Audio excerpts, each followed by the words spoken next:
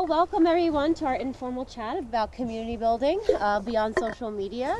We are here at Outpost in Joshua Tree, and we brought together some really amazing thought leaders from all different facets of the outdoor industry to have a very fun and charismatic discussion about what it means to build community.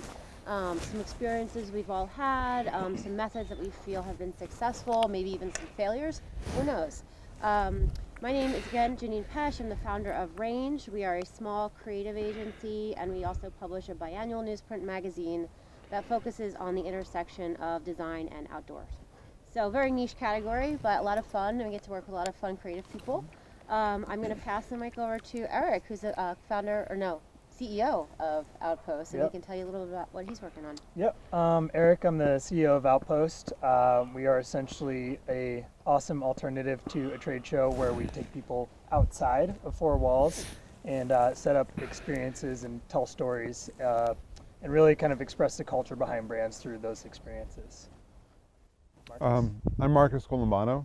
I'm a director of strategy at Teak. We're a brand and content studio focusing a lot of our efforts on the outdoor space, helping them build brand, do design, and then build program strategies to engage customers, and then generate that content to help kind of fill the channel. And looking forward to having the conversation today. My name is Rob Little. I'm a co-founder and CEO of Cairn. Cairn's a discovery platform for consumers and an engagement platform for brands, all focused on outdoor products and recreation. Through a service that looks and feels a lot like a Fruit of the Month or a Wine of the Month club, we select products and brands from around the industry to highlight and to feature with thousands of consumers around the United States and even the world, and then encourage them to provide feedback, which is an important part of the community for us, to help educate brands on how they're doing in the marketplace and with whom.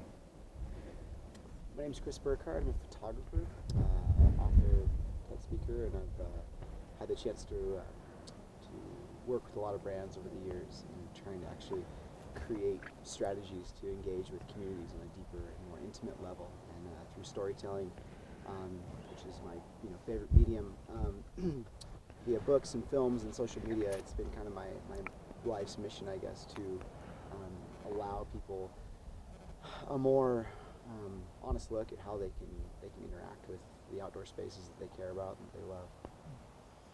So I guess to start off, we can just really talk about why the outdoor industry is so important right now in terms of community, and what it means to truly be part of the outdoor tribe, and whether that's an online experience or an offline experience. I think we're all at this amazing event this weekend to be here in person and connect with each other in real life. And I know a lot of our relationships are formed and forged online, especially through social media.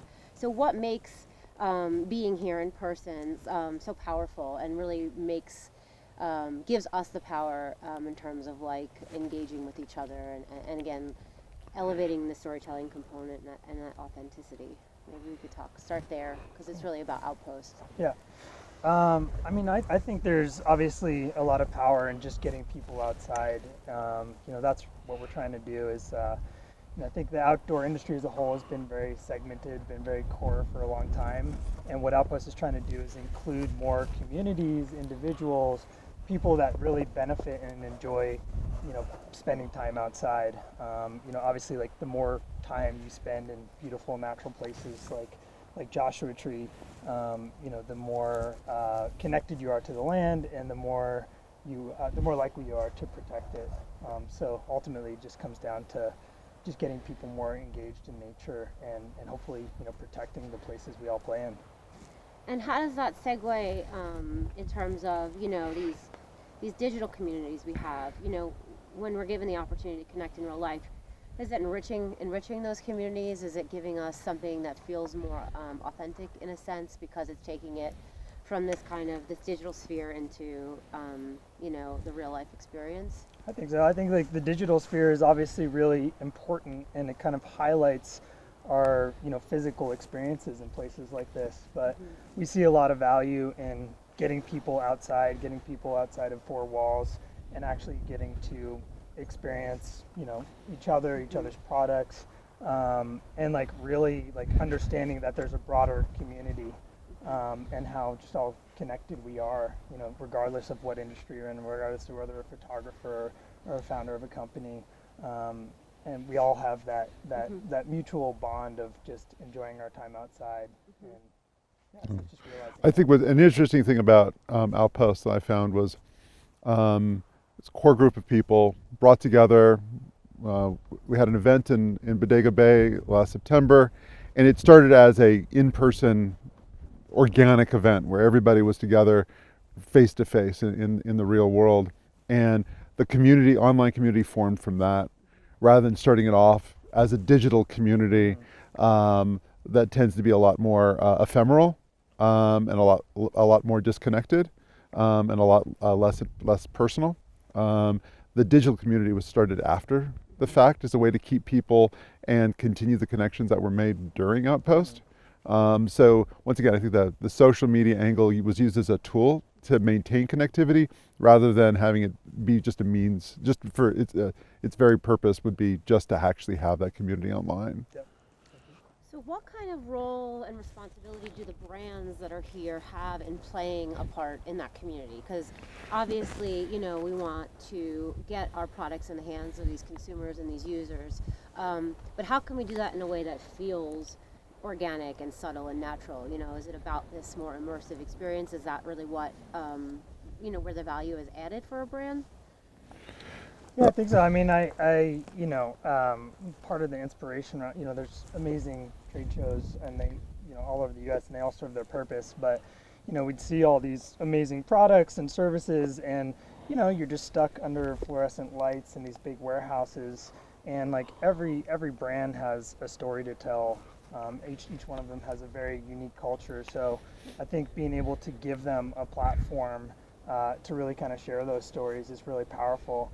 And especially being able to use those products in the environment that they're meant to be used in, you know, we see a lot of value in that as well. I think a traditional trade show environment, given the way that the marketplace has changed, is kind of schizophrenic. You have companies going whose main focus is to really engage retailers and distributors to sell their product, but really the market is asking for authentic stories and relationship with the brand. And so there's a little bit of cross where the company also starts to like market to the consumer at that show, and the consumers get confused, and a lot of times it does a lot of brand damage when everybody else at that trade show is actually in the process of just trying to sell product. I think that in the outdoor space, people are really, consumers are looking for authentic relationships with the brand. They want to know more than just the product. They want to know the story behind it and why the founders and the companies exist and what their purpose is. The product happens to be an expression or an engagement with the brand. It's a badge that I belong to this tribe that product represents, or that philosophy that's behind the product. And so people are looking for authentic ways to engage brands.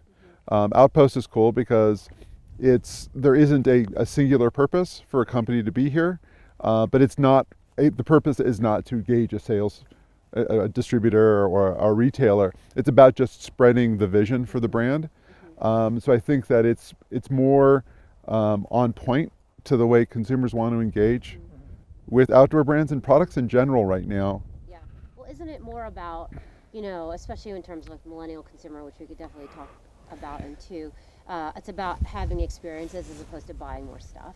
Yeah. I think that people are less interested in material items as they are in experiences, and, you know, continuing and creating those stories that they can then share with their communities. And I think this might be a good place to bring in Cairn, because so much of what you're doing, Rob, is about subscriptions in terms of like getting your friends involved and referrals and recommendations. And, you know, I think that there's a lot of outdoor consumers have a lot of purchasing power in the sense of that they are early adopters first and foremost, and they do have the power to influence the way that their friends purchase things as well. And maybe you can speak to that a little bit about successes you've had with Cairn. Absolutely. So I think one unique thing about this industry, with it being a passion-driven industry, and the intersection of that with sort of the millennial mentality of being more experiential driven, as well as being more vocal and wanting their opinion or their voice heard, creates a unique intersection where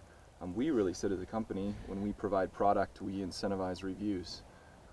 We know that the outdoor industry has a lot of innovation when it comes to product and collaboration, and individual businesses have avenues to collect some of that feedback, but from an aggregate standpoint, or from a high volume standpoint, there hasn't been a service readily available, a turnkey service. And so that was, from the genesis of our business, a core piece of what we did was design in a feedback mechanism where over time we could provide education for the brands on how they're doing, not only with the target market or with a specific product set or with customer service issues. So it closes the circle for us, and something that we call B to C to B, so business to consumer back to business, where a business can use our platform to drive exposure and engagement, but then also after consumers use that product, they can hear how they're doing in the marketplace. And what we're seeing as we read through those reviews is that there is a huge community aspect and experiential aspect to what they're doing. The product inspires them to either reminisce on where they were, that they could have used it, or where they're going next and plan a trip. And then they come back and they share that experience and what they did with it. And so it provides, in some ways, content for the brands, but also feedback for how they can build on their marketing or their product strategies. And that's really integral because it's like a closed loop almost. And when are brands really getting that direct data feedback, immediate user recommendations and insights, and that's really valuable. It's hard for brands to do it on their own. It takes a lot of time or money. It's hard to do it in high volume in a way that is statistically significant. And that's a core piece of our business, is trying to make that as fluid and as easy as possible for the brands. And then, so really it's about, you create this experience, you give the user the opportunity to test product, and then they go out and kind of spread the word through their tribe. And then is that really predominantly done through social media? And like, how much of a role does that play in, engaging with these consumers and then also attracting new users into the mix? Yeah, there is a big piece that's done through social media. Although we sort of see a transition where over the past 5 or 6 years, at times social media has been the center of community, and I think we're transitioning back now to where the humans are at the center of the community and are just using social media as a platform to share photos or experiences. But we're also seeing a big piece of our community who doesn't want to lean on social media and wants to instead share their stories around the campfire at the end of the day. Thinking of last night and how the day progressed, there's this warmth that comes with standing around a campfire, figuratively and literally, at the end of the day, where you share what you did over the course of the day, what experiences you had, what worked from a product standpoint, what didn't, what you're looking forward to for the next day. And so depending on the individual, we see a variety of interactions or collisions, even if you will, and how those conversations and that dialogue takes place. Well, this might be good to get some insight from Chris now, because I feel like you've been really integral in terms of, as an early adopter of a platform like Instagram, connecting community, leveraging that platform to grow a very large community. And then once that community's grown, then creating these meetups where you're actually bringing people together in real life. And what kinds of feedback are you getting? Are they stoked to be able to kind of come together and workshop with you in person and maybe meet friends that they've only engaged with online? And again, it's this human element that I think that you mentioned, which is really important. And maybe you can share some insights about that. Yeah, I think it's pretty simple. It's the concept of less FaceTime and more face-to-face time, right? We are all using social platforms as a way to essentially, spread our network of connectivity, but ultimately those things fall very short of real in-depth experiences. And I think that for me, it's an interesting one because it's never really been something where get on these channels to try and turn it into some sort of a business or some sort of a network for people to connect. But the truth of the matter is that it's inevitable. A lot of the people that really inspire me, some of the best friends I have now, have been over the course of the last couple of years learning about them online. Some of the best. The truth of the matter is that none of us would be here if it wasn't for that. I found out about Range because of because of Instagram. You know, I know about Cairn because of social media. So as much as we talk about wanting to get away from it, we also all completely depend on it. So we have to be honest in the ways in which our business is actually monetized and reaching out to people. And so for me, it's just been this idea that like all I really care about in the end is protecting wild places and allowing people to understand that they can, if they ever want to care, if they ever want to have a connection with the place, they actually have to go there, you know, because flipping through the glossy pages of magazines is only going to take you so far. In fact, it's really great to want and have a desire, but unless we actually go and experience these things and get out of our comfort zones or get out of our communities or get out of the places that we feel the most, you know, connected and ideally go somewhere where we're a little uncomfortable, that's critical for me. And so I think that, you know, by trying to kind of foster that sense of, whether it's through words or stories or meetups, it's been an incredible success. And I have found that, you know, by working with state and national parks as well, and by interacting with whether it's like landowners or places that we're gonna go or meetups we're gonna have, it's such an amazing thing to see like-minded people coming together, like, and it just instantly creating bonds, you know. And I think the way that kind of like the brands fall into that is ultimately what you're seeing is this concept that like people, like you said, it's really hard because experience is over stuff, right? We're in this tricky scenario where a lot of the brands are in the business of selling, but what they're trying to sell is more of like what this is going to allow you to do, how much it's going to simplify your life. And I think as long as that message kind of stays true, you know, then it's always going to be successful, you know. But we're just kind of in this, I think, process where nobody really knows where social media is going. Nobody really understands. That was going to be my next question. What the next thing is, and good. It's kind of awesome because as much as we want to call ourselves, you know, creative or digital strategists, the reality is nobody has any idea of what's actually going to happen or how the trends are. And that's just the truth of the matter. It's like we're all just subject to what the next trend is. And we talk about millennials, but that's kind of the past. You know, it's Generation X. It's 8-second attention spans. You know, where you're struggling with the length of someone's thumb to actually catch their eye, because that's what they're scrolling past. And the truth of the matter is as much as we all want to reminisce about, you know, old fine-grained leather and books and all these beautiful things, that's not how people experience media these days. You know, they experience it with a digital device in their hand, and so there's this kind of disconnect from like these beautiful, tangible things like books and everything that are like so ingrained in what I love to do. But then there's also this other platform where it's so instant. How do we slow that down? Allow people to experience stuff a little bit longer, a little bit more, catch their attention, not just let everything be a flash in the pan, you know? Because we could invest years of our lives into one really amazing product or one really great experience, but if it's just, you know, if it's just gone and then and gone, it's a little bit of it's hard to like grasp onto that, you know? So that being said, you know, you're using and utilizing these platforms as a call to action, right? To get people outside to protect wild places and or educate them about these wild places and how to be a better advocate for the land, which is totally an admirable, you know, message to send, and I really respect that. You know, do you feel like there's ever this opportunity for social media to just kind of like press pause where people can then, you know, it's interesting, and Marcus and I kind of touched on this a little bit yesterday, like it's kind of nice that we're not connected this weekend. I mean, as much as we all probably want to, you know, be like, hey, we're at Outpost celebrating with all our friends and like having this moment, like here's the upload to social, we can't because we have limited access to Wi-Fi. Is there something about that that's kind of a bit of a blessing in disguise and gives us the opportunity to then, you know, again, press pause, step away from it, and just actually be human for a moment, and then speak to each other and have these like very normal interactions, which are sometimes only relegated to a share or a like, or, you know, how much, you know, ROI you're getting on Chris, those. I think what's, you know, I think it's an interesting perspective you have. It's like inspiring people to advocate for what they believe in. You have a specific thing that you believe in. I think that what we've moved from is this media world, you know, 20 years ago, where there were gatekeepers for information.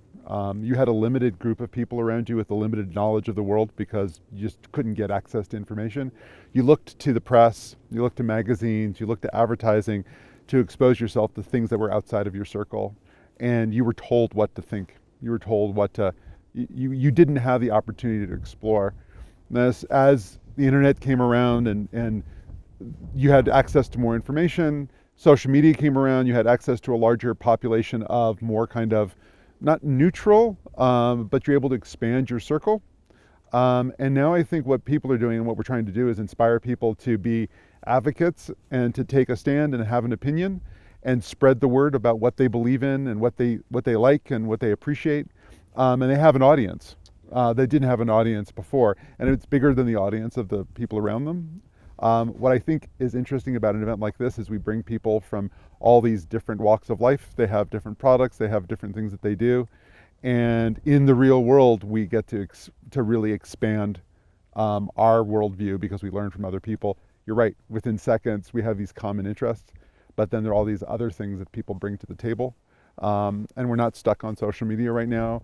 We're forced to have a conversation one-on-one, face-to-face, and learn things from other people. I think it's pretty powerful. Absolutely. I think the critical thing you said there was opinions. Yeah. There's reasons why brands like Patagonia are so incredibly successful. They're not a clothing company. Yeah. They're a media company that sells clothing. Yeah. That's like They have a core philosophy. Yeah, absolutely. Yeah. The reality is people stand with them because you go to trade shows and their booth is surrounded by environmental action that they stand for. So you align with that. You buy their clothes because you feel like the reality is you go to a trade show and you don't really care if this jacket or that jacket's waterproof. That's the price of admission just to get there. Right. Nobody cares if this down is this or this down is that. It's like it's warm. A sleeping bag's gonna keep me warm. It's gonna whatever. Like who cares? You buy things sadly in some ways because you align with the brand and what they stand for. It's a good thing, but it's also like somebody could say we have the most technologically sound yada yada yada. It doesn't matter. It's like you care and you agree with their opinion. And one of the most respectable things I think I've ever heard was when Yvonne Chenard said you have to piss off 50% of people if you're not doing your job. You need to be provocative in what you say. Well, So I mean, true. our industry in general, and we're very lucky to be a part of it, is super punk rock in that sense because they stand for what they stand for. And Right. we've seen this recently with OR pulling out of Salt Lake City and, the REC Act being passed. Like, we represent a lot of purchasing and buying power and influence within this country. And we're lucky enough that the brands that are, the keystone, the hallmark brands in the industry are willing to go out on a limb and take a stance, have a voice, have an opinion, Absolutely. especially when it comes to preserving public lands. I agree. And there's not a lot of other industries that are like that. I mean, we're really lucky to be part of it. And So important. Yeah. it's special. And I know for me, if I see a brand and I can't identify what they stand for, then I usually don't want to align with them. Yeah. I know the guys at Juniper Ridge. I know what they stand for. I know what they care about. I know That's that great. They put probably more of their marketing dollars and emphasis in human interaction than anything else, than ad buys or whatever. So that means something to me. Yeah. And I think that the truth of the matter is that just like National Geographic, they have a mission statement to inspire people to care about the planet. Everything they do in their digital, print, everything platforms feeds into that. It's all about that. I think, So it's critical, for everyone, even for us as artists. I express this to every person I meet who says, "What's the most important thing I should do as a photographer, as a creative, as an influencer?" I'm like, stand for something.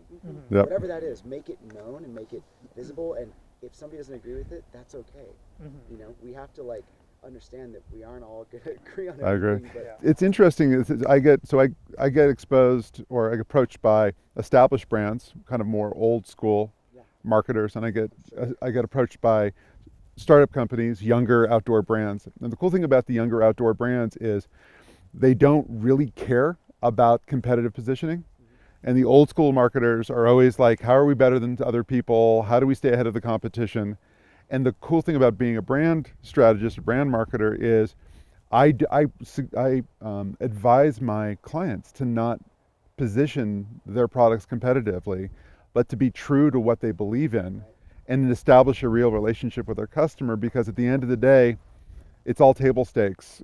People can competitively jump ahead of you at any moment in time, but unless you have a real relationship with your customer, you have nothing, because they can make a choice to move at a moment's notice from one brand to another, but they don't if they have a real relationship with you. and one great marketing campaign is going to do wonders for that season. But that's how brands get in trouble by on organic growth, Right. and then having to pull it all back because the next season is whatever. But I think the beauty of stuff like this is that ultimately, like what we're getting back to is you walk up to somebody, you meet the owner, you shake their hand, you Yep. instantly know what they're all about. And the fact I think that people are just here, with dirt like rolling into their RV or whatever is a beautiful thing, because it makes you realize that these aren't corporations, shielded by these big, massive, like I don't know, legalities and whatnot. It's a real human interaction. That's what's so cool, Yeah. And it's about shared values at the end of the Yeah. day. Totally. And Yeah. I think it's about getting uncomfortable too.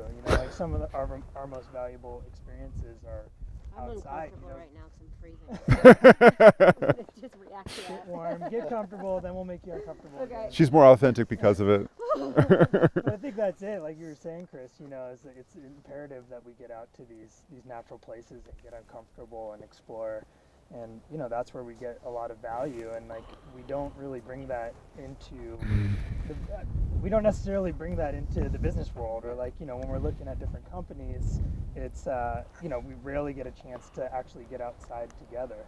So Yeah. being in a place like this where we have 70 miles an hour winds and our tents might be lifting off the ground and there's sand rolling in our face. That's the beautiful thing is you're never Exactly. going to say, oh yeah, I went out to a retailer and I remember this one night, it was so great. What? Yeah. No, you're No. going to say like, yeah, I shivered in my tent all night, Yeah. but it doesn't matter because everybody else did. It was a rad experience. That's cool. That's what's Yeah. real. Yeah. Like, that's what's tangible. Anytime you endure some sort of physical ailment, you're always going to remember it that much more intimately. Exactly. Sorry, go ahead. You go. At Cairn, we say that it fuels our soul to be outside, Oh. and to be able to hit the refresh button and turn off your device and sit in a scene like this where you're inspired to think about maybe it's how the business operates, maybe it's about what you're going to do tomorrow, maybe it's about what you believe in. It's refreshing from a variety of standpoints, and it's fun to see the intersection of an industry event and that feeling, because you don't get it at a traditional trade show at all. Yeah. I think this idea of being provocative and believing that your customer or your community member is willing to kind of take a chance and step into the uncomfortable and engage with you is the best mark of respect you can have for a person to know that they're willing to like engage with you in something that they want to learn more about. They might be more expert than you, so you're willing to engage with them because you can learn from them, and they're willing to engage with you because they can learn from you, and not always be comfortable, because being comfortable really breeds complacency. Boring. It's boring, and nobody's going to learn anything from it. Well, also you're not suffering then if you're not getting out there, and obviously we talked a lot about this yesterday. This is earning your badge of honor in the outdoor industry. You can't just it's one of the few industries left that is. Cycling is also one of them, where you have to suffer in order sometimes to really appreciate it and understand it inherently. And that's been an educational tool for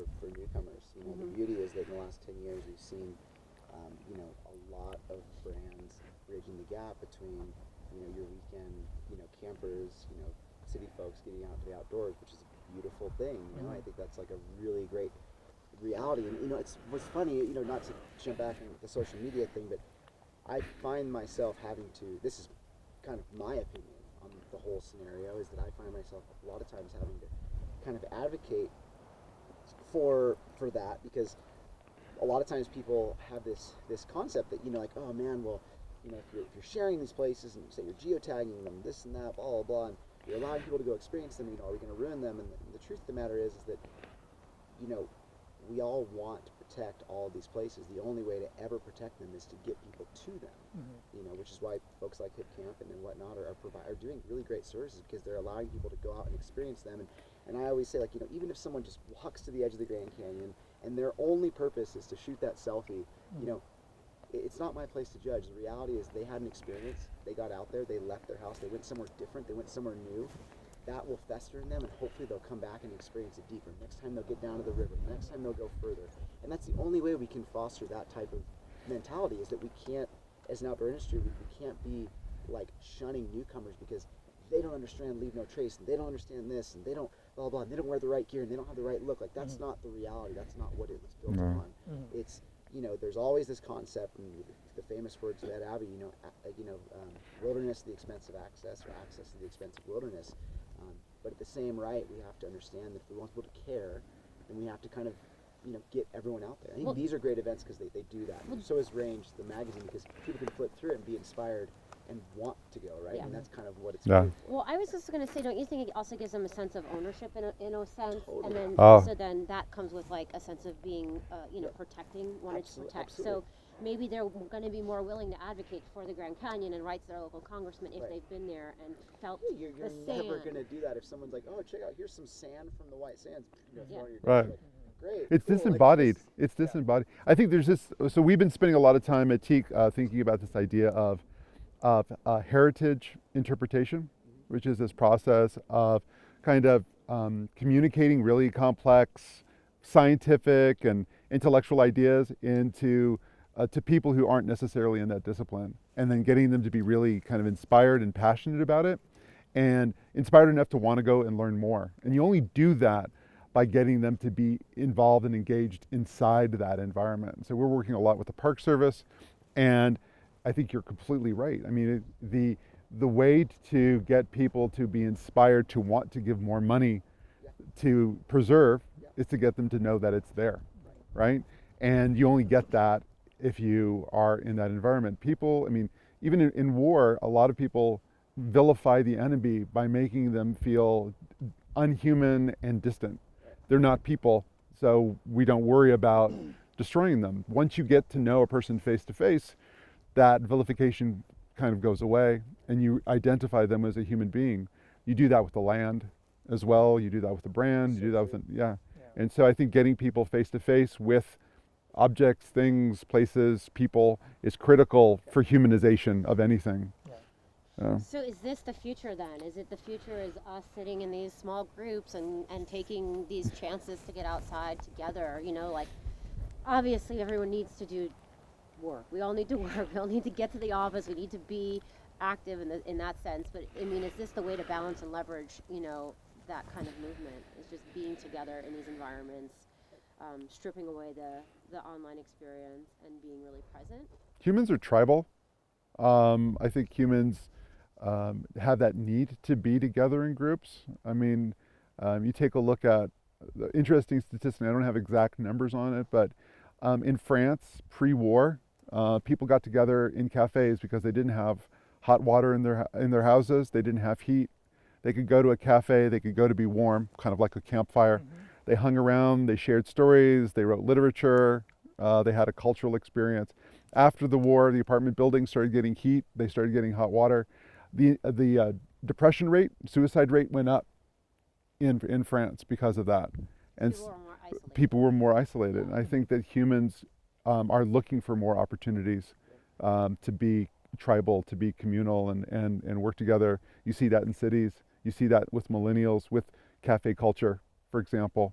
People are wanting to meet in common spaces and socialize. It's a funny thing, we're all using our respective mediums to hopefully bring together a sense of community, and I think that the beauty is that whether it's through print publication or social media or even like working on an overall brand strategy or an awesome event like the Outpost, I think that the goal is that we try to start those conversations, and we hope that those conversations can carry on. Because that's the reality, is like we're never going to be able to truly interact with every person that engages with us online or whatever, but if you can kind of plant that seed and let it go out and spread, that's like the best thing we can really do. I think as long as we internalize what it is our message is, what it is our position is, as opposed to just being like, yeah, wishy-washy, like, yeah, I stand for that, oh yeah, that too, yeah, this is what I care about, and this is why, and we're in a time where people are educated.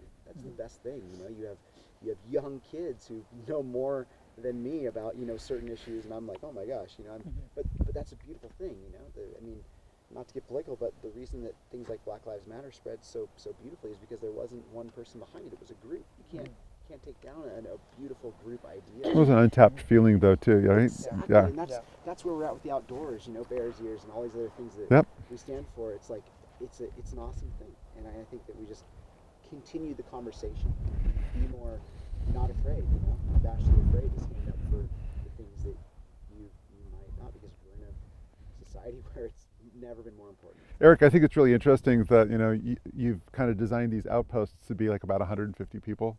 You take a look at kind of social science. 150 people are it's like the maximum number of social connections that actually really mean something to you. So 150 is kind of a really cool number. We use science. That's good. I like that. I like that. Built in the lab. It was very technical. But I think there's no way that this is scalable. You're not going to get. I mean, CES is 30,000 people. Outdoor retailer was huge as well. It doesn't work. But I think the thing that we can do, and I think social media is good for, is inspiring people to do things in the real world themselves. And so you hear about Outposts, it's kind of like, I want to get together with my friends, go camping and just have like an experience. Or forget, just have people over for dinner and talk about things, have conversation. Community table. Yeah. Breaking bread. To your question, I think that there's going to be tremendous growth in smaller events, smaller activities, whether they're tribal, with just a group of friends, or whether they've got some sort of theme or organization behind it. I think that it's going to start to come into equilibrium, if you will, with some of the larger events that are more traditional and serve their purpose, but need to be balanced by experiences like this that end up being more meaningful and less business oriented. Yeah. I think it's just important that we're able to hit the pause button every once in a while and have conversations like this in real life. I mean, there's a lot of power in social media, and these conversations can be had, but there's a certain element to actually being outdoors and being able to speak among groups, among peers, and share ideas, and be opinionated. Absolutely. And it's one thing to do it, behind a screen. It's another thing to do it, among people we respect and get other people's opinions. It's a beautiful thing too. And I think that everybody needs to be urged to use their voice. Yeah. That's the most important thing. As a photographer, as an artist, whatever, it just kills me when I see someone create something so beautiful and then pair it with some dead poet's words. It's like, this is the space for you to tell me what you felt. You were there. Don't tell me what I can already see. Describe to me what it felt like to be there. The wind, the smell, the feeling. All those senses. That's what I think that urging people to tell better stories, live better experiences. Like, don't be afraid to open your mouth and let me know what it was like. Slow down and take the time to do it, because 100%. you're so. Social media. How many times do you do an Instagram post? It's kind of like, what am I going to say to this like amazing image? Just use an emoji instead. And just use emoji instead, or just like throw like a collection of 20 hashtags after it. Oh gosh, tell me the mountains are calling and I must go. It's like, I want to gouge my eyes out. It's like, you experienced something there. Tell me. Like, we've kind of gotten this thing where we let photos speak for us, but really, like, it's never been more important for us to speak for ourselves. Caption is the lost art.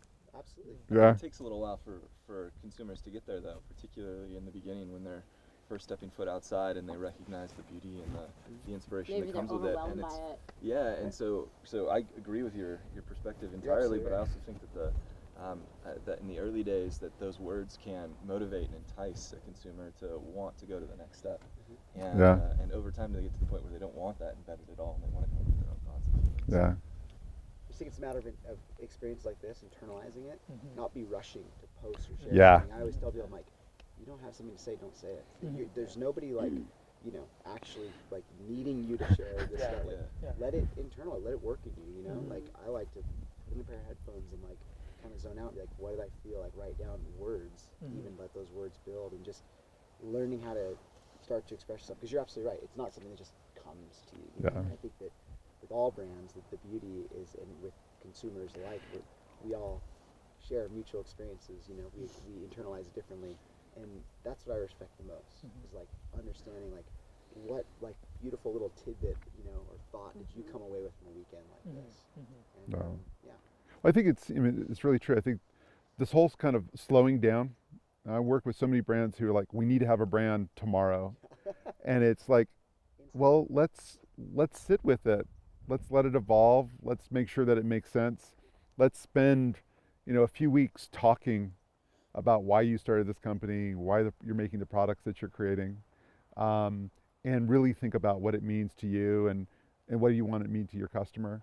I loved your comment about, if you're a photographer and artist, do it with a person, do it with passion, have a purpose, express the reason why you're doing it. but also take the time and do a lot of work so you can actually think through it and find your voice. I think that's a really critical part of it, and it's all about that's slowing what we're down. supporting everybody to do. Just find their voice, whether it's brands or people, everything. You know, it's a beautiful time because people are feeling like their voice can be heard more and more now. Yeah. than ever. So really, I think the takeaway of this conversation today is to show up, Yeah. to have experiences in real life, Yep. to disconnect, to have a point of view, to have not to be scared to have a voice and to stand behind something, even though it may seem controversial to others, and to do your best, I think, to just engage with the people around you, whether it's just like a high five or a handshake or just looking somebody in the eye. You know, it's like really being just human and primal at the end of the day, and being outside in nature where we're intended to be. And I think that might be a good place to kind of tie off. Yeah. Yeah. If you see me digging around in the dirt, you know, like crawling into a little hole, you'll know I'm just getting super primal. My place in I was this- That's a workshop later today. Yeah, actually, with so, Paul. yeah. Find your inner mole. Yeah. Yeah. All right. So I think that's a times. good one. Yeah. Cool. Yeah. Thank you guys for sharing your Thank you so insights. much. Really appreciate it. Thank you. Looking forward to spending some time together this weekend. Yeah. Thank you very much.